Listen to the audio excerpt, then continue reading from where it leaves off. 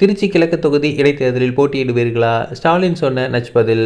திருச்சி கிழக்கு தொகுதியில் இடைத்தேர்தல் போட்டியா என்ற கேள்விக்கு திமுக தலைவர் ஸ்டாலின் பதிலளித்துள்ளார். ஸ்டாலின் சட்டசபை செல்வார் என்று முன்னாள் அமைச்சர் நேரு பேசியிருந்தார். இதனால் திருச்சி கிழக்கு தொகுதியில் இடைத்தேர்தலில் போட்டியிடுவீர்களா என்ற கேள்வி எழுப்பியதற்கு இன்னும் முடிவு எடுக்கவில்லை என ஸ்டாலின் பதிலளித்துள்ளார். சட்டசபை தேர்தல் முடிவடைந்து பரபரப்பு அடங்குவதற்குள் அடுத்ததாக 6 தொகுதிகளுக்கான இடைத்தேர்தல் வரவிருக்கிறது. குறிப்பாக முதல்வர் விஜய் ராஜினாமா செய்ததை தொடர்ந்து காலியாக இருக்கும் திருச்சி கிழக்கு தொகுதி உட்பட 6 தொகுதிகளில் இடைத்தேர்தல் களம் தற்போதை சூடுபிடிக்க தொடங்கியுள்ளது. மதுராந்தகம், அம்பாசமுத்திரம், பெருந்தரை, தாராபுரம், விராலிமலை ஆகிய தொகுதிகளிலும் இடைத்தேர்தல் நடக்கவுள்ளது. இதற்கான பணிகள் திமுகவினர் இறங்கிவிட்டனர். அதேபோல தவேகாவில் இணைந்த அதிமுக முன்னாள் எம்எல்ஏக்களுக்கு மீண்டும் சீட் கிடைக்கும் என்பதால் அவர்களும் தீவிர தேர்தல் பணியில் ஈடுபட்டு வருகின்றனர்.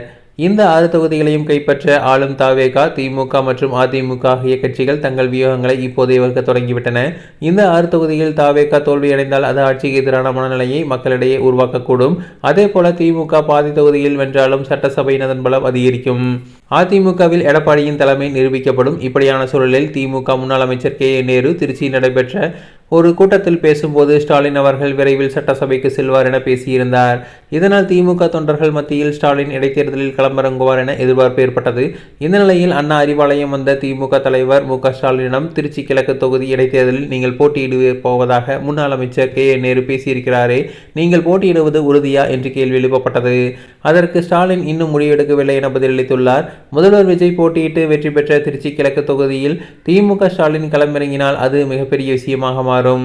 அதே முன்னாள் அமைச்சர்கள் நேரு மற்றும் அன்பில் மகேஷ் இருவரும் அந்த மாவட்டத்தை சார்ந்தவர்கள் என்பதால் ஒட்டுமொத்த திமுகவும் களமிறங்கி பணியாற்றும். இதனால் தமிழக அரசியல் களம் பரபரப்பாகி இருக்கிறது.